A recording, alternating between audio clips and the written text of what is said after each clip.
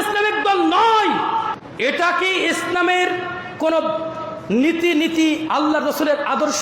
বেগানা নারীদের সাথে বৈঠক করা, সংবাদ সম্মেলন করা, এটা কি কোনো আদর্শ রাসূল সাল্লাল্লাহু আলাইহি ওয়াসাল্লামের? কার আদর্শ বাস্তবায়ন করার জন্য চেষ্টা করছো তুমি? ক্ষমতায় যেতে হবে? কে বলেছে তোমাকে ক্ষমতায় যেতে?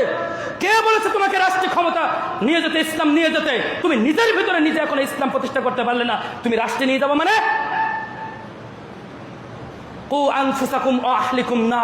আল্লাহ বলছেন তুমি আগে বাঁচো, তুমি আগে বাঁচো, তুমি বাঁচলে না, তুমি মানুষদের বাঁচাবো মানে? তুমি নিজে বাঁচো আগে।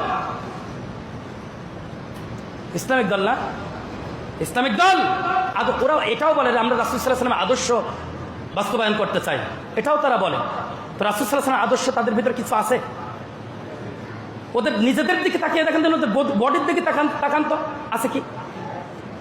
ভিতরের গুলো বাদ দিলাম, বাইরের গুলো দেখেন তো আছে কি?